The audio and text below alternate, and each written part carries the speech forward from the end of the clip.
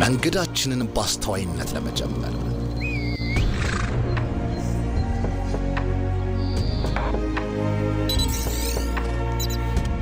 ከመነሻችን የምንከተለውን ጎዳና ለይተን መልካም ምሳሌ የሚሆነንን ተከትለን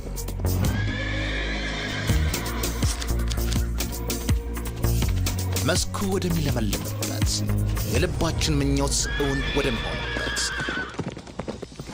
ጅምሮ ወደሚያልቅበት አስደናቂ የህይወት ለውጦች በአስደናቂ ፍጥነት ወደሚከሰቱበት አብረን እንገሰግሳለን። ባለፈረሱ ባንካችንን ለሁሉም እንሆያለን።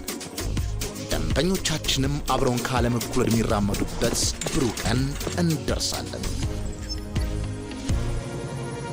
ኦሮሚያ ባንክ የህዝብ ባንክ።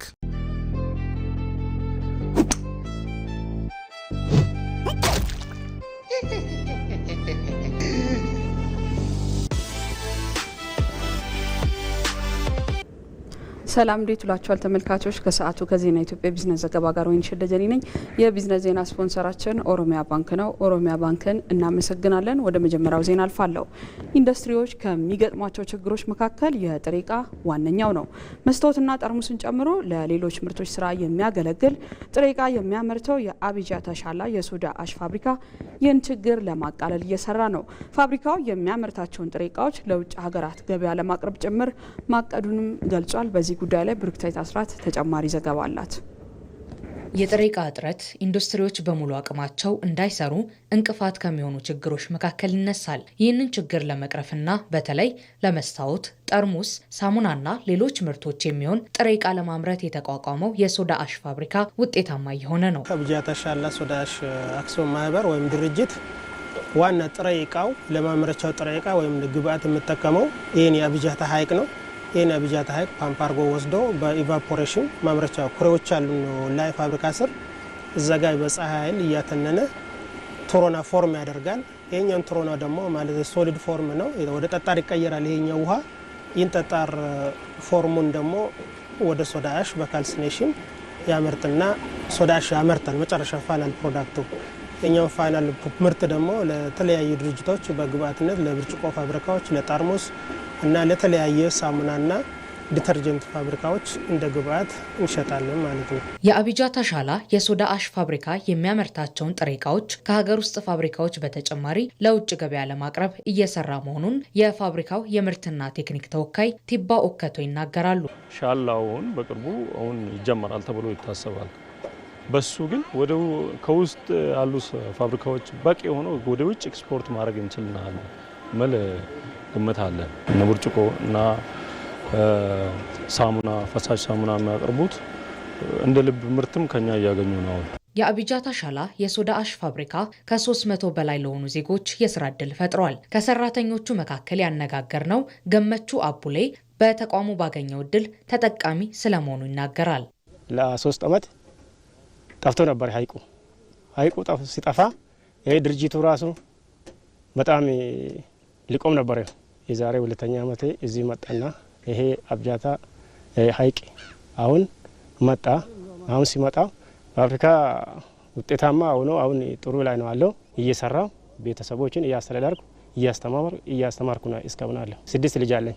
ፋብሪካው ለዓመታት ተጋርጦበት የነበረው የኤሌክትሪክ ኃይል አቅርቦት ችግር በዘላቂነት በመፈታቱ ምርቶቹን በስፋት ለማዳረስ ተዘጋጅቷል። አቅርቦት ላይ በጣም እጥረት ነበርና ኃይል እዛ ጋር የምናገኘው ውሃ በጣም እጥረት ነው። አሁን ግን 24 ሰዓት ውሃ እየሳብን ነው። ፋብሪካዎችም የምንፈልገው አቅርቦት በምንፈልገው ልክ እየሰጠን ነው። አሁን እኛ በጣም ያለ ምንም ስጋት እዚህ ጋር ይወርቃል ብለን ምንም አናስብ። እንዲህም ባልናደርግ ደግሞ በጣም ለድርጅቱ ማምረት አይችልም። ሰራተኛው ወደ መበተን ይሄዳል። ብዙ ችግር ነው። ስለዚህ እንደ መፍትሄ አድርገን ይሄኛው ቋሚ መፍትሄኛውን በዛ እንትን አድርገን ወደ ማምረት ስራችን ገብተናል ማለት ነው። ይሄ ደግሞ አንዱ ዋናው የዚህ የጊዜ ብክነት የመብራት መቆራረጥ ችግሩን በብላጫው የተፈታበት ሁኔታ አለ። መስመሩ 15000 ኬቪ መስመር ነው። መጀመሪያ ተዘረጋው በእንጨት ነበርና በእንጨት ብዙ ጊዜ ይወርቃል።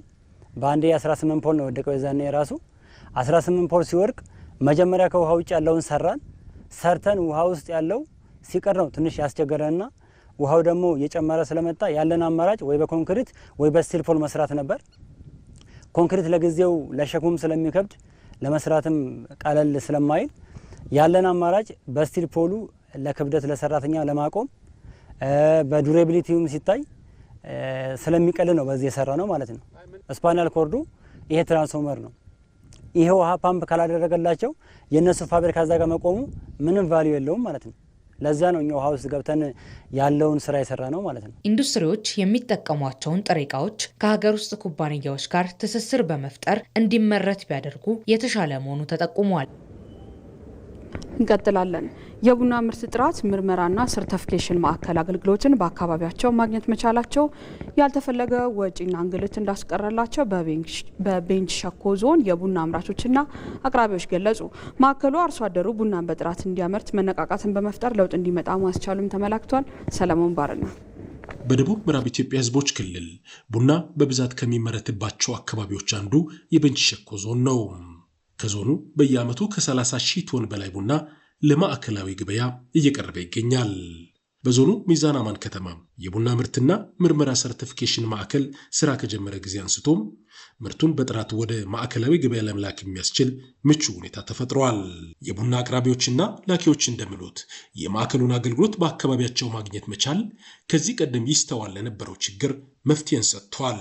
ወዲያውኑ አሁን ትናንትና የገባ ቡና አለ ተወቅቷል፣ ውጤት ወጥቷል። ዛሬ ብር ገብቶልናል። ምንድነው እዚህ በመሆኑ ነው። ይህ ምንድነው ከቅርበቱ አንፃር ለባላቱ ቶሎ ብሎ ገንዘቡ ይደርሳል። ቀጣይ ደግሞ ወደ ስራ እንዲገባ ያደረገ ነገር አለ። የዚህ ማዕከሉ እዚህ በመምጣቱ ማለት ነው። አሁን ጊዜያችንንም ኢኮኖሚያችንንም አጠቃላይ ነው ጉልበታችንም ሁሉ ነገርን እዚህ በመምጣቱ ብዙ ነገር ነው ይቀረፈልን። ከዚህ ጋር ተያይዞ ኢትዮጵያ ማግኘት ያለባትን የኤክስፖርት ምርት በቡና ኤክስፖርት የምታገኘውን ዶላር ከፍ የሚያደርግ ሆኖ አግኝተነዋል። ከቀድሞ አመት ወይም ከባለፈው አመት ወደዚህኛው አመት ስንሻገር ወደ እቅዳችን ወደ 3 እጥፍ ከፍ ብሎ አገኝተናል። ይህም ደግሞ ሰርቲፊኬሽን ማዕከል ወደዚህ መምጣቱ ለኛ ብርታትና ተስፋ ሆኖ አገኝተናል። ከዞኑ የሚመረተው የቡና ምርት የሚፈልገውን የጥራት ደረጃ አሟልቶ እንዲቀርብ አስፈላጊ ሁሉ እንደሚደረግ የሚዛን አማን ምርት ጥራት ምርመራና ሰርቲፊኬሽን ማዕከል ኃላፊ አቶ ምስክር ገረመው ገልጸዋል። በዚህ አመት እያንዳንዱ የምትመረተው ከታች የምትመጣው ቡና በአርሶ አደሩም በአቅራቢው ነጋዴ በኤክስፖርተሩም የሚመጡ በአልሚ ባለሀብቱም የሚመጡ ቡናዎች ጥራታቸውን ጠብቆ እንዲያልፉ ቢያንስ በመጠን እስከ 30 ሺህ ቶን ቡና እያንዳንዷ ደረጃዋን ጠብቃ በእኛ በኩል ወደ ማዕከላዊ ገበያ እንድታልፍ እየሰራን ነው ያለነው። የማዕከሉ አገልግሎት በአካባቢው ተደራሽ መሆን አርሶ አደሮችና አልሚዎች ቡናን በጥራት እንዲያዘጋጁ መነቃቃትን ፈጥሯል ያሉት በኢትዮጵያ ቡናና ሻይ ባለስልጣን ከፍተኛ የቡና ቀማሽ ባለሙያ አቶ ደጀኔ ታድዬ ናቸው። አልፎ ደረጃ 3 የሚገባ አንዳንድ ቡናዎች አሉ። ደረጃ 2 ነው አቨሬጅ። ኖርማሊ ፖይንት ራሱ ወደ 80 አካባቢ የሚሆን ፖይንት ነው። ስለዚህ እስካሁን ባለው የጥራት አዘጋጃጀቱ በጣም በአሪፍ ሁኔታ ነው እያዘጋጁት ያሉትና ስለዚህ እኛ በምንገመግመው እዚህ ውጤት አሪፍ ነው ብዬ እገምታለሁ። የቤንች ሸኮ ዞን ዋና አስተዳዳሪ አቶ ሀብታሙ ካፕቴን በበኩላቸው በአካባቢው የተፈጠረውን ምቹ ሁኔታ በተገቢው በመጠቀም ለበለጠ ውጤታማነት የተቀናጀ ስራ እየተሰራ ይገኛል ብለዋል። አሁን ዘንድሮ ላይ እኛ ደግሞ 50 ሺህ ቶን ቡና ለማዕከላዊ ገበያ እናቀርባለን ብለን ያቀድነው ጥሩ የቡና ምርት አለ። ዘንድሮ ላይ ውጤታማ የሆነ ምርት አሰባሰብ ላይ ነው ያለነው። ስለዚህ ይሄ ምርት ተሰብስቦ በዚህ መሸኛ ጣቢያ ሲላክ አካባቢው የሚያገኘው ገቢም አለ። ለኛ በጣም ዘርፈ ብዙ ጠቀሜታ የሚያስገኝና አሁን ያስገኘ ያለ ስለሆነ እኛ ደግሞ ይሄን ተቋም ተጠቅመን የተሻለ ቡና ምርት ጥራቱን ጠብቆ በወቅቱ ለማዕከላዊ ገበያ ቀርቦ ለሀገራችን የውጭ ምንዛሪ እንዲያስገባ የበኩላችን ጥረት እናደርጋለን። ለኛ በርካታ የሥራ ዕድልና የገቢ አማራጮችን የፈጠረ ተቋም ነው። በማዕከሉ ለ179 ዜጎች ቋሚና ጊዜያዊ የሥራ ዕድል መፍጠር መቻሉም ተጠቁሟል። ተመልካቾች የዜና ኢትዮጵያ ቢዝነስ ዘገባችን ይህን ይመስል ነበር። ከዜናዎቹ ጋር ወይንሸት ደጀኔ ነበርኩኝ። በያላችሁበት መልካም ቀን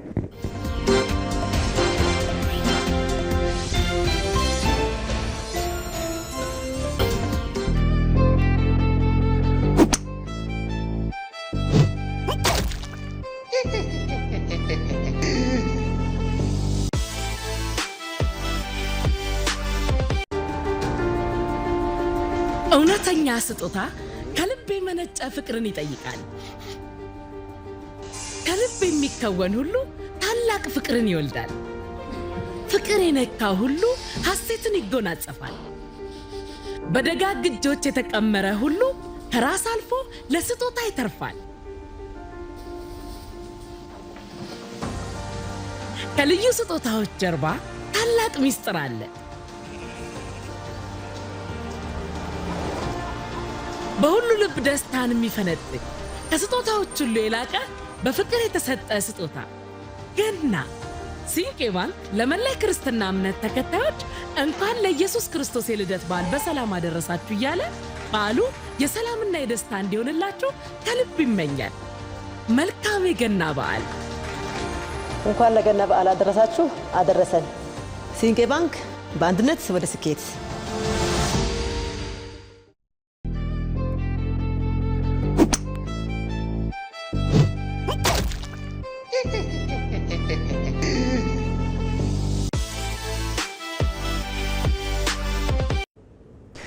የኢትዮጵያ ቴሌቪዥን የስፖርት ዘገባ የክብር አጋራችን ሲንቄ ባንክ ነው። ከልብ እናመሰግናለን። ክቡራን ተመልካቾቻችን ለዜና ኢትዮጵያ ወደ ተዘጋጀንላችሁ ስፖርታዊ መረጃዎቻችን ተሻገርን። 46ኛው የዓለም ሀገር አቋራጭ ውድድር በነገው ዕለት ይከናወናል። የኢትዮጵያ ልዑክ ቡድንም በስፍራው የመጀመሪያ ልምምዱን ማከናወን ችሏል። በስፍራው የሚገኘው ባልደረባችን ንዋይ ይመር ከአሁናዊ የኢትዮጵያ ብሔራዊ ቡድን ዝግጅት ጋር በተያያዘ ተጨማሪ መረጃ ያደርሰናል። አመሰግናለሁ። እንግዲህ የ46ኛው ዓለም ሀገር አቋራጭ ውድድር አንድ ቀን ይቀረዋል ሊካሄድ በታላሃሴ ፍሎሪዳ አሜሪካ። ከ30 ዓመታት በኋላ እንግዲህ አሜሪካ ይህን ውድድር ለማዘጋጀት እድል አግኝታ በተለያየ ረገድ እንግዲህ ዝግጅቷን እያጠናቀቀች ትገኛለች። ትናንትና እንግዲህ ኢትዮጵያውያን አትሌቶች ልምድ በሚያደርጉበት በስፍራውም ተገኝቶ ልምድ እያደረጉ ነበር። እኔም እዛ ተገኝቼ ነበር። በአጠቃላይ ዝግጅቱ በጣም ጥሩ ነው። የመወዳደሪያ ቦታዎች ከጽዳት ጀምሮ የተለያዩ ፋሲሊቲዎች እየተሟላላቸው ነው። መወዳደሪያ ቦታውንም እንግዲህ ኢትዮጵያውያን አትሌቶች በስፍራው ልምድ አድርጉበታል። 1-2 ዙርም ሮጠውበታል። የቴክኒክ ኃላፊውም እንግዲህ እንደነገሩ ከሆነ ውድድሩ ቦታው ትንሽ አስቸጋሪ ነው ይችላል። በተለይ ደግሞ የሆነ ቦታዎች ያሉት ጭቃዎች ለአትሌቶቹ ፈታኝ ሊሆኑ ይችላሉ። ስለዚህ እነዛን ሰራናቸው ትሬኒንግ ግን ያንን ፈተና ሊቋቋም የሚያስችላቸው ነው የሚልም ነገር ተናግረዋል። በአጠቃላይ እንግዲህ የኢትዮጵያኖች አትሌቶች ዝግጅት በጣም ጥሩ የሚባል ነው። ብዙዎችም ይጠብቋቸዋል። በዚህ ውድድር ላይ ያለው ቲም ስፕሪት ያላቸው ዩኒቲ ያላቸው ከለርፉል የሆነ የትሬኒንግ መንገዳቸው ትንሽ ለተጋጣሚዎቻቸውን በስነ ልቦና የበላይነት የወሰደ ነው። ይህንን የስነ ልቦና የበላይነት ደግሞ ነገ የሚካሄደው ውድድርም ላይ መድገም ያስፈልጋል ብዬ አስባለሁ። የመጀመሪያው ነገር እንግዲህ ትልቁ ያው ዝግጅታቸውን ጨርሰው ወደ 47 ቀን የሚሆን ከዚህ በፊት ከነበረው ዝግጅታቸው ውጭ ማለት ነው በጋራ ሆነው በቀኒሳ ሆቴል ሱሉልታ ላይ ልምዳቸውን አድርገዋል። ስለዚህ የሚጠበቅባቸውን ያደረጉት እና የመጨረሻው ዝግጅት ሊሆን የሚገባው ምንድን ነው ያላቸውን ዝግጅት ያላቸውን አቅም ሜዳ ላይ አውጥተው የሚያሳዩበት መሆን አለበት እና ለዛ ደግሞ አሰልጣኞች፣ የቡድን መሪዎች ትልቅ አስተዋጽኦ አላቸው። ከዚህ በተጨማሪ ደግሞ ልምድ ያላቸው በሪሁ አረጋዊ፣ ታደሰ ወርቁ አዳዲሶች የመጡትም እንግዲህ የውድድሩ ራሱ በላይነት ያጠናቀቀው የኢትዮ ኤሌክትሪኩ በረከትም ሌሎችም እንግዲህ በሴቶች ሽቱ አሉ። እነዚህ አንዱና እነዚህ አትሌቶች ደግሞ ትልቅ ኃላፊነት ይጠበቅባቸዋል። አብዛኞቹ አትሌቶች በነገራችን ላይ ወደ 70-60 የሚሆኑት አዳዲስ አትሌቶች ናቸው። ለመጀመሪያ ጊዜ ሀገር አቋራጭ ውድድር የሚወዳደሩ ለመጀመሪያ ጊዜ ደግሞ ሀገራቸውን የሚወከሉ አትሌቶች አሉና እነዚህን የማገዝና በስነ ልቦና ረገድ ጠቃሚ እንዲሆኑ ማድረግ ያስፈልጋል። ከሱሉልታ በጣም የወረደ አልቲቲዩድ ነው ያለው። ስለዚህ ውድድሩን በጥሩ ኢንዱራንስ በጥሩ ትንፋሽ ለመጨረስ የሚያስችል ኮምፒቲቲቭ የሆነ አድቫንቴጅ ያላቸው ማለት ነው ኢትዮጵያ አትሌቶች። ይህንን እንደ ትልቅ አድቫንቴጅ መውሰድ ያስፈልጋል። ግን በተመሳሳይም ደግሞ የኬንያ፣ ኡጋንዳ፣ ከፈረንሳይ የሚመጡ አትሌቶች የበርካታ አትሌቶች የአሜሪካ አትሌቶችን ጨምሮ የትሬኒንግ የሰሩበት ሀይ አልቲቲዩድ ላይ ስለሆነ ስለዚህ ተፎካካሪዎቻቸውም ያ ነገር እንዳላቸው መረዳትና የተለየ ታክቲክም አለማድረግ እነሱ መጠበቅ የሚያስፈልጋል። ከሞላ ጎደል ግን ምንድነው ትልቁ ነገር የእነሱ ዝግጅት በጣም በቂ የሚባል ነው። የኢትዮጵያ አትሌቶች ስለዚህ አውጥተው ማሳየት ይጠበቅባቸዋል የሚል ነው። በዚህ ውድድር ላይ እንግዲህ በተለይ በኢትዮጵያ በኩል የሚጠበቀው በሪሁ አረጋዊ ነው። ምንም እንኳን በማጣሪያ ውድድር ላይ አንደኛ መውጣት ባይችልም የኢትዮ ኤሌክትሪኩ በሪሁ አረጋዊ እንግዲህ ባለፉት 3 ተከታታይ የሀገር አቋራጭ ውድድሮች ብቻ ኦሎምፒክና ዓለም ሻምፒዮናዎችን ሳይጨምር ተከታታይ ብር ሜዳሊያዎች እንደነበሩት እናስታውሳለን። ኡጋንዳ ላይ በኋላ የተካሄደው የአውስትራሊያ የተካሄደው ውድድር ላይ በቅርቡም በተካሄደው የዛሬ ዓመት በተካሄደው ደግሞ የሰርቢያ ቤልግሬድ የተካሄደው ሀገር አቋራጭ ውድድር ላይ የብር ሜዳሊያ ያለው። ስለዚህ በርህ አረጋዊ በዚህ ውድድር ላይ የወርቅ ሜዳሊያ ይጠበቅበታል ማለት ነው። በአቅም ረገድ፣ በውድድር ልምድ ረገድ ምንም የሚወጣለት አትሌት አይደለም። ያን ነገር ደግሞ ያደርገዋል ብዬ አስባለሁ። ይህንን ተከትሎ እንግዲህ በርካታ ተወዳዳሪዎች በርህ አረጋዊን ሲያገኙት ፎቶ ለመነሳት ሲሯሯጡ ራሱ አይቻል። በጣም የሚያደንቁት እና በጣም ጠንካራ አትሌት እንደሆነ ለማየት ችያለሁ እና ያን ነገር ማሳየትም የሚጠበቀው ኦማን ጆርዳን ከተካሄደው ውድድር በኋላ ኢትዮጵያ ወንዶች ወርቅ በግል ማለት ነው የወርቅ ሜዳሊያ አላገኘችው። የዛን ጊዜ ኢማና መርጊያ ሆና አሰልጣኝ ይሆናል። እሱ የወርቅ ሜዳሊያ ካስመዘገበ በኋላ የወርቅ ሜዳሊያ በግል አላገኘንም፣ እንደ ቡድን እና በወጣቶች ነው ያገኘነው።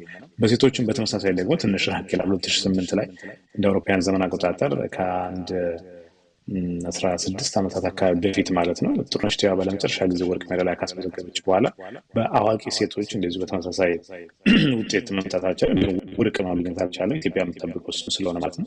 ስለዚህ ያን ታሪክ የመቀየር ትልቅ ኃላፊነት አለባቸው ማለት ነው እነዚህ አትሌቶች።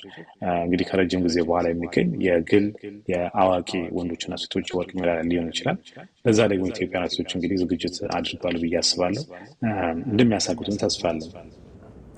ባልደረባችን ንዋይ ይመር ላደረሰ መረጃ እናመሰግናለን። ከዚሁ ከዓለም ሀገር አቋራጭ ሻምፒዮና ጋር በተያያዘ በዓለም ሀገር አቋራጭ ሻምፒዮና በባለፉት 5 ዓመታት በርካታ ኮከቦችም አልፈውበታል። አረንጓዴ ጎርፍ የሚለው ስያሜ መነሻው ይህ መድረክ ሰለሞን ይታወቃል። ከሻምፒዮናው መነሻ ዘመናት አንስቶ የኢትዮጵያን ተሳትፎ ባልደረባችን እድሪስ አህመድ እንደሚከተሉ ያስቃኘናል። 1981 ስፔን ማድሪድ 9ኛው የዓለም ሀገር አቋራጭ ውድድር የትልቁ መድረክ ጅምር መቼት ባይሆንም በትላንትም በዛሬም መሃል አንድ የስያሜ መልክ ሆኖ መጥቷል።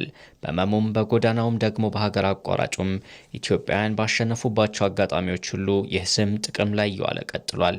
መሐመድ ከድር የብር ሜዳሊያ ያገኘበት የማድሪዱ የ12 ኪሎ ሜትር ውድድር የዚያን ዘመን ስመገነና ኮከቦች በአንድ የያዘ ነበር።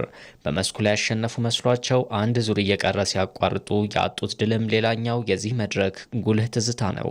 ብዙዎች ከዛ በኋላ አረንጓዴውን መለያ እንደለበሱ በተደጋጋሚ ድሎች ተጠርተዋል። በመሙ ውድድሮች በዓለም አትሌቲክስ ሻምፒዮናና በኦሎምፒክ እንደሚመዘገቡት ስኬቶች ፈታኙ የሀገር አቋራጭ ውድድርም ሌላ የድል መንገድ መሆን ከጀመረ 10 ዓመታት ተቆጥረዋል። በአውሮፓውያኑ የዘመን አቆጣጠር ከ2000 በስተፊትና በኋላ ያሉት ዓመታት በተለይም በወንዶች የሀገር አቋራጭ ውድድሮች የተለየ መልክ ነው ያላቸው። ከቅድመ ሚሊኒየም እስከ ሲድኒ በ10,000 ሜትር ውድድሮች የኃይሌ ገብረስላሴ ባላጋራ ኬንያዊ ፖል ቴርጋት የተቆጣጠራቸው ዓመታት ነበሩ። ከ1995 ጀምሮ ለ5 ተከታታይ ዓመታት በአሸናፊነት ስሙ ተጠርቷል። የዓለም አትሌቲክስ በጥቅሉም ሆነ የዓለም ሀገር አቋራጭ ሻምፒዮና ከዚህ በኋላ ወደ ሌላ ምዕራፍ ያሸጋገራቸውን ኮከብ ያገኛሉ። በሌሎች መድረኮች ከሚያስመዘግባቸው ስኬቶች ጎን 2001 ዴንማርክ ኦስቴንድ ላይ ቀነኒሳ በቀለ በወጣት ዘርፍ ካገኘው የብር ሜዳሊያ በኋላ በመድረኩ በግል በ6 ሻምፒዮናዎች በሁለት ዘርፎች 11 ጊዜ ቀድሟል። በሴቶች የሀገር አቋራጭ ውድድር ታሪክ በርካታ ኮከቦች ቢያልፉም የእርሷ ግን መጥታ ሄደች ብቻ በሚል ተገልጾ የሚያልፍ አልሆነም። ከ2000 ወዲህ ባሉት ዓመታት የሀገር አቋራጭ ውድድሩን ወደ ሌላ ምዕራፍ ካሻገሩት መሃል ከግንባር ቀደሞቹ ናት። ከ2003 እስከ 2008 በተለያዩ ዘርፎች በአሸናፊነት ተጠርታለች። የ3 ጊዜ የረዥም ርቀት አሸናፊዋ ደራርቱ ቱሉ ልክ እንደ ኦሎምፒክ ስኬቶቿ ከሀገር አቋራጭ ባለስኬቶች ጋርም ልትጠራ እየተገባ ይሆናል። የ52 ዓመታት የዓለም ሀገር አቋራጭ ውድድር ታሪክ የኢትዮጵያውያንና ኬንያውያን አትሌቶች የበላይነት ያመዘነበት ሲሆን በሀገር አቋራጭ ሻምፒዮናው ያለፉት 45 መድረኮች በሜዳሊያው ዝርዝር ኬንያ ቀዳሚውን ስፍራ ተያዝ እንጂ ኢትዮጵያ በርካታ ሜዳሊያዎችን በመሰብሰብ ሁለተኛ ናት። በግልም በቡድንም በጥምር ከ170 በላይ ሜዳሊያዎችን አስመዝግባለች። ኢትዮጵያ በሀገር አቋራጭ ውድድሮች ካለፉት 10 ዓመታት ወዲህ እንደ ሌሎች የአትሌቲክስ ዘርፎች ወጥነት ያለው ውጤት እያስመዘገበች አይደለም። በፍሎሪዳው 46ኛው የዓለም ሀገር አቋራጭ ሻምፒዮና መዳረሻ ቀናት ላይ ስንገኝ ከዚህ ቡድን ያለፉትን ዓመታት ወጥነት የጎደለው ውጤት መንገድ የመቀልበስ ኃላፊነት ይጠበቃል።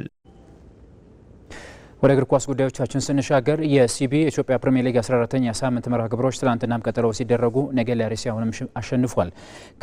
ከምድረገነት ሽረ ጋር መርሃ ግብሩን ያከናወነው ነገሌ አርሲ 1-0 በሆነ ውጤት ድል ሲያደርግ ከቤ ቡዝነ ብቸኛዋን የአሸናፊነት ኳስን ማስቆጠር የቻለ ተጫዋች ሆኗል። ቡድኑ ማሸነፉን ተከትሎ ነጥቡን ወደ 25 ከፍ በማድረግ ሁለተኛ ደረጃ ላይ መቀመጡን አረጋግጧል። ሊጉን እየመራ የሚገኘው ሲዳማ ቡና ከአርባ ምንጭ ከተማ ጋር ያደረገውን ጨዋታ ያለ ግብ ባዶ ለባዶ በሆነ ውጤት አጠናቋል። ሲዳማ ቡና በ29 ነጥቦች አሁንም በሲቢ ኢትዮጵያ ፕሪሚየር ሊግ አንደኛ ደረጃ ላይ ይገኛል። ትላንት በተደረጉ ሌሎች መርሃ ግብሮች ወልዋሎ አዲግራት ዩኒቨርሲቲ ከአዳማ ከተማ አንዳቻ ተለያይተዋል። ቢኒያም አይተን ለአዳማ ከተማ፣ ኪሩቤል ወንድሙ ደግሞ ለወልዋሎ አዲግራት ዩኒቨርሲቲ ኳስና መረብን ያገናኙ ተጫዋቾች ናቸው። አዳማ ከተማ በ22 ነጥቦች አራተኛ ደረጃ ላይም ተቀምጧል። የሲቢ ኢትዮጵያ ፕሪሚየር ሊግ 14ኛ ሳምንት 3 መርሃ ግብሮችም ዛሬ ቀጥለው ሲደረጉ ቅዱስ ጊዮርጊስ ከሐዋሳ ከተማ፣ ኢትዮ ኤሌክትሪክ ከድሬዳዋ ከተማና መቀለ ሰባ እንደርታ ከሸገር ከተማ የሚገናኙባቸው ጨዋታዎችም ይጠበቃሉ። የሞሮኮ አፍሪካ ዋንጫ የሩብ ፍጻሜ ጨዋታዎች ዛሬ መደረግ ሲጀምሩ የ2021 የመድረኩ ባለድል ሴኔጋል ማሊን ትገጥማለች።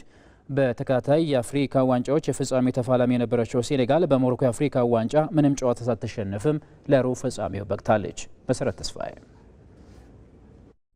8 ሀገራትን ወደ ሩብ ፍጻሜ ያሳለፈው 35ኛው የሞሮኮ የአፍሪካ ዋንጫ የሩብ ፍጻሜ መርሃ ግብሮቹን ከዛሬ ምሽት ጀምሮ ማከናወን ይጀምራል። ምሽት 1 ሰዓት ሴኔጋል ማሊን የምትገጥምበት ጨዋታ ደግሞ የሩብ ፍጻሜ የመጀመሪያው መርሃ ግብር ሆኗል። የ2021 የአፍሪካ ዋንጫ ባለድል ሴኔጋል በሳዲዮ ማኔ እየተመራች ግማሽ ፍጻሜውን ለመቀላቀል ከማሊ ጋር ትጫወታለች። ሴኔጋል በጥሎ ማለፉ ምስራቅ አፍሪካዊቷን ሀገር ሱዳንን 3-1 አሸንፋ ለሩብ ፍጻሜ በቅታለች።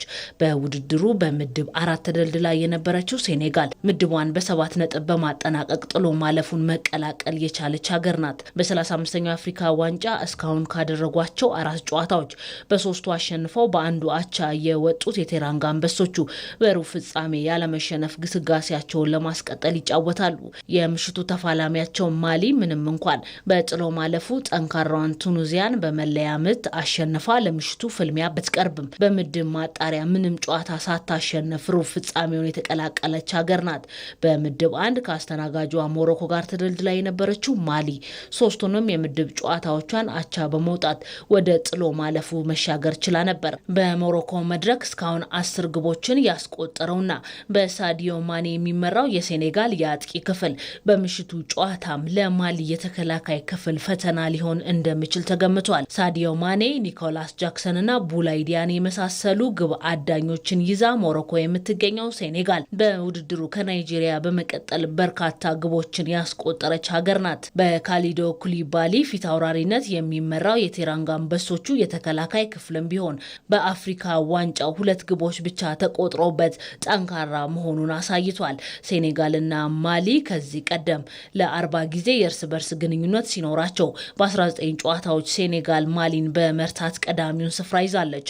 በ8 ጨዋታዎች ማሊ ስታሸንፍ 13 ቀሪ ጨዋታዎች ደግሞ በአቻ ውጤት ተጠናቀዋል። የሴኔጋሉ አሰልጣኝ ፔፔ ቲያው በምሽቱ ጨዋታ 4-2-3-1 የጨዋታ አሰላለፍን ይዘው ወደ ሜዳ ሊገቡ እንደሚችሉ ተዘግቧል። ሳዲዮ ማኔ፣ ኒኮላስ ጃክሰንና እስማኤል አሳርም በምሽቱ ጨዋታ የቴራንጋ አንበሶቹን የፊት መስመር ይቆጣጠራሉ ተብሎ ሲጠበቅ፣ ኤድዋርድ ሜንዲ ደግሞ በቋሚነት የግብ ዘቡን እንደሚጠብቅ ተነግሯል። በአፍሪካ ዋንጫ በ1972 ለፍጻሜ የደረሰችበት ትልቁ ውጤቷ የሆነው ማሊ በሞሮኮ መድረክ ክስተት ሆና ብቅ ብላለች። ማሊ በሁሉም ውድድሮች ካደረገቻቸው 5 ጨዋታዎች በ4ቱ አቻ የወጣች ሲሆን በአንድ ጨዋታ ተሸንፋለች። የማሊ ብሔራዊ ቡድን በአፍሪካ ዋንጫው ለተከታታይ ዓመትም የሩብ ፍጻሜ ተፋላሚ መሆን ችሏል። ማሊ ባለፈው የአፍሪካ ዋንጫ በሩብ ፍጻሜው በኮት ዲቫር ተሸንፋ ከውድድሩ መሰናበቷ አይዘነጋም። በተመሳሳይ በሌላ የሩብ ፍጻሜ መርሃ ግብር አዘጋጇ ሞሮኮ ከካሜሩን የሚገናኙበት መርሃ ግብር ትኩረትን ስቧል። ሞሮኮ ከ50 ዓመታት በኋላ አፍሪካ ዋንጫ ለማንሳት በምታደርገው ጉዞ ካሜሩን ከባድ ፈተና ትሆንባታለችም ተብሏል። ህሊና ዳነ ዛሬ ምሽት 4 ሰዓት ላይ የራባቱ ልዑል መውሊ አብደላ ስታዲየም ተጠባቂውን ጨዋታ ያስተናግዳል። የአሽራፍ ሀኪሚዋ ሞሮኮ ከብሪያን ምቤሞ ካሜሮን የምታደርገው ጨዋታ ከወዲሁ ትኩረትን አግኝቷል። ከአህጉሪቱ ሀያላን ቡድኖች አንዷ የሆነችውና ዋንጫውን በሀገሯ ለማስቀረት ያለመችው ሞሮኮ ከ5 ጊዜ የአፍሪካ ዋንጫ ሻምፒዮኗ ካሜሮን ከባድ ፈተና እንደሚገጥማት ሲገመት የካሜሮን በጨዋታ መንገድ መጽናትና አካላዊ መዋቅር ከሞሮኮ በኳስ ቁጥጥር ላይ የተመሰረተ አጫወትና በሜዳዋ መጫወቷ ከሚያስገኝላት ጥቅም ጋር የሚያስ የሚያስመለክተን የሩብ ፍጻሜ ፍልሚያ ከባድ ፉክክር እንደሚታይበት ይጠበቃል። ሞሮኮ ከ50 ዓመታት በኋላ የመጀመሪያውን የአፍሪካ ዋንጫ ለማሸነፍ እያሰበች ሲሆን የዛሬው ፍልሚያ የአትላስ አንበሶቹ በ1976 ዋንጫውን ካነሱበት ጊዜ ጀምሮ ለረጅም ጊዜ ሲጠብቅ ለነበረው ደጋፊ ጨዋታውን በማሸነፍ ትልቅ ተስፋ የሚሰጡበት ይሆናል ተብሎ ተገምቷል። የአምበሉ አሽራፍ ሀኪሚ ወደ ሜዳ መመለስና የኢብራሂም ዲያዝ ተጽዕኖ እየጨመረ መምጣቱ ይበልጥ ቡድኑን ያነቃቃው ሲሆን በኳታሩ የፊፋ የዓለም ዋንጫ ሞሮኮ ግማሽ ፍጻሜ ድረስ መጓዝ መቻሏ በብሔራዊ ቡድኑ ዙሪያ ያለውን ግምት እንደገና የቀረጸና በ2005 የአፍሪካ ዋንጫ ውድድርም የቡድኑን ደረጃዎች ከፍ ያደረገ ሆኖ ተስተውሏል። የሰሜን አፍሪካዊቱ ሀገር አማካይ ኤዘርዲን አውናሂ በጡንቻ ጉዳት ምክንያት ከውድድሩ ውጭ እንደሚሆን ቢገለጽም የ25 ዓመቱ የጄሮን አማካይ የቡድን አጋሮቹን ለመደገፍ ከቡድኑ ጋር ይገኛል። አሽራፍ ሀኪሚ፣ አዳም ማሲና፣ ኑሴር ማዝራዊና ባለልምዱ ግብ ጠባቂ ያሲን ቦኖን የያዘው የሞሮኮ ቡድን ምናልባት መጠነኛ ጉዳት ያጋጠመውን ሶፊያን አምራባት አገልግሎት በዛሬው ጨዋታ ላያገኝ እንደሚችል ተጠቁሟል። በሌላ በኩል በማጥቃት በራስ መተማመንና በፍርሃት አልባ አቀራረብ የሚታወቀው የካሜሮን ቡድን በአፍሪካ ውስጥ ካሉት ስኬታማ ቡድኖች አንዱ ሆኖ የቀጠለ ሲሆን የማይበገሩት አንበሶች ሞሮኮን በደጋፊዋ ፊት በመርታት አዲስ ታሪክ ለመጻፍ ወደ ሜዳ እንደሚገቡ ይጠበቃል። እንደ አንድሬ ኦናናና ቪንሰንት አቡበከር ያሉ ቁልፍ ሰዎች አለመኖራቸውን ጨምሮ ከሜዳ ውጪ ከፍተኛ የሆነ አለመረጋጋትን ተቋቁሞ ለሩብ ፍጻሜው የደረሰው የካሜሮን ብሔራዊ ቡድን በዛሬው ጨዋታ የዳርሊን ዮንጓን ግልጋሎት የማያገኝ ሲሆን የብራይተኑ አማካይ ካርሎስ ባሌባ፣ ታዳጊው አጥቂ ክርስቲያን ኮፋኔና የማንቸስተር ዩናይትዱ ብሪያን ምንቤሞ በምሽቱ ጨዋታ ቁልፍ ሚና እንደሚኖራቸው ይጠበቃል። ሁለቱ ሀገራት ከዚህ በፊት 8 ጊዜ ተገናኝተው ካሜሮን 3 ሞሮኮ 2 ጊዜ ማሸነፍ ሲችሉ 3 ጨዋታዎች ባቻ ውጤት ተጠናቀዋል። በቅርብ ጊዜ ባደረጓቸው 3 ጨዋታዎች ደግሞ ሞሮኮ በሁለቱ ማሸነፏ ይታወሳል። በእንግሊዝ ፕሪሚየር ሊግ አንደኛ ሳምንት ተጠባቂ የነበረው የአርሰናልና የሊቨርፑል ጨዋታ ግብ ሳይቆጠርበት ባዶ ለባዶ በሆነ ውጤት ተጠናቋል። ሚካኤል አርቴታ የምናሻሽለውን ወስደን እንቀጥላለን ሲል ዶሚኒክ ሶቦዝ ላይ አምና ሊቨርፑል ለምን ሻምፒዮን እንደሆነ ለአርሰናል በሚገባ አሳይተናል ሲልም ሀሳቡን ሰጥተዋል። ምህረት ተስፋዬ ከዚህ ጨዋታ የምንወስዳቸው ነገሮች ይኖራሉ። የሚሻሻሉትን ወስደን ወደፊት እንቀጥላለን። ከተጠባቂው የኤሚሬትስ ምሽት በኋላ የአርሰናሉ አሰልጣኝ ሚካኤል አርቴታ የተናገረው ነበር። የትኛውም የእግር ኳስ ወዳጅ፣ የትኛውም የእግር ኳስ ተንታኝ ከወቅታዊ አቋም ተነስተው ግምታቸውን አስቀድመው ሰጥተዋል። በሰሜን ለንደን የእርግጠኝነት ስሜት ከጨዋታው በኋላ ከተከታያቸው ማንቸስተር ሲቲ ስለሚኖረው የነጥብ ልዩነት አስቀድመው አልመዋል። በሌላኛው ደጋፊዎች ዘንድ ደግሞ ከስጋት ጋር ነገሮች የተለዩ የሆኑ ዘንድ አጥብቀው ተመኝተዋል። የባለሜዳዎቹ የመድፈኞቹ ደጋፊዎች አስፈላጊውን ርቀት ተጉዘው ቡድናቸውን በአስደናቂ ድጋፍ ወደ ሜዳ ተቀብለዋል። ስፓኒያርዱ ሚካኤል አርቴታ ቀድሞ የነበረውን አሰላለፍ ደግሟል። በሊጉ ጫና ውስጥ ከሚገኙ አሰልጣኞች ተርታ የተመደበው አርነ ስሎት የሳሳውን የፊት መስመር ይዞ ብዙ አማራጮች ሳይኖሩት ባሉት ተጫዋቾች እምነቱን አሳድረዋል። የመሀል ዳኛው ጨዋታውን ካስጀመሩበት ደቂቃ ጀምሮ በስታዲየሙ ግለት ታጅበው መድፈኞቹ የመጀመሪያውን አጋማሽ ተቆጣጥረዋል፣ እድሎችን ፈጥረዋል። ወደ ግብነት ሳይቀይሯቸው ግን ሰንፈዋል። ያገኙትን እድሎች ባለመጠቀማቸው በመድፈኞቹ ቤት ቁጭቶች ተስተጋብተዋል። የቀድሞ የክለቡ ተጫዋች ያን ራይት በመጀመሪያው አጋማሽ ጨዋታውን በእጃቸው ማስገባት ይችሉ ነበር። ብዙ እድሎችን ፈጥረዋል። ከዚህ ጨዋታ ብዙ እንደሚማሩ አስባለሁ። አሁንም ግን ሁሉም ነገር በእጃቸው መሆኑን መርሳት የለብንም ሲል የቡድኑ አሰልጣኝ ሚካኤል አርቴታ ሁሉንም እድሎች መጠቀም እንደሚፈልጉና ያ ቢሆን 12ና 15 ነጥብ ከተከታዮቻችን እንርቅ ነበር፣ ግን ይህ የእንግሊዝ ፕሪሚየር ሊግ ነው በማለት የሊጉን ክብደት አንስቷል። የመጀመሪያውን አጋማሽ የተመለከቱ በሁለተኛው አጋማሽ መድፈኞቹ ምናልባትም ግቦችን ሊያስቆጥሩ እንደሚችሉ ግምቶችን አስቀምጠዋል። በታክቲኩ የተሳካላቸው አርነ ስሎት ያሰቡትን ልጆቻቸው እንዲሳካ ትልቁን ሚና ተወጥተዋል። ሌላ መልክ ያለው አጋማሽ ሊቨርፑል ኳሱ ሙሉ ለሙሉ የተቆጣጠረበት፣ ለአርሰናል እድል የነፈጉበት አጋማሽ። የቡድኑ አሰልጣኝ አርነ ስሎት ከጨዋታው በኋላ ስለ ተጋጣሚያቸው አርሰናል በመጀመሪያው አጋማሽም ቢሆን ብልጫ ይውሰዱ እንጂ ትልልቅ እድሎችን ግን አልፈጠሩም ሲሉ በሁለተኛው አጋማሽ በተጫዋቾቻቸው እንቅስቃሴ መኩራታቸውን ገልጸዋል። በጨዋታው ምንም ኢላማውን የጠበቀ ሙከራ ባያደርጉም እጅግን ሳይሰጡ ተመልሰዋል። የቀድሞ የማንቸስተር ዩናይትድ ተጫዋች ሮይ ኪን ከሊቨርፑል ብቸኛው ጥሩ ያልነበረው ነገር ጥሩ እድሎችን አለመፍጠራቸው መሆኑን አንስቷል። ኳሱን ከመቆጣጠር ባለፈ በሁለተኛው አጋማሽ በመከላከሉም ተሽለዋል። ጨዋታው በመድፈኞቹ ወደ ግብ በላኳቸው 4 ኢላማቸውን በጠበቁ ሙከራዎች ታጅቦ ያለምንም ግብ ተጠናቋል። ሊጉን ከተከታያቸው ማንቸስተር ሲቲ በ6 ነጥብ ርቀው በ49 ነጥብ ይመራሉ። የሊቨርፑሉ ተጫዋች ዶሚኒክ ሶቦዝ ላይ በ2024 የውድድር ዓመት ለምን ሻምፒዮን እንደሆነን አሳይተናል ያለለት ሊቨርፑል በውድድር ዓመቱ ባንፊልድ 3 ነጥብ ከኤምሬትስ ደግሞ 1 ነጥብ በድምሩ 4 ነጥብ ወስደዋል። 35 ነጥብ ይዘው 4ኛ ደረጃ ላይም ተቀምጠዋል።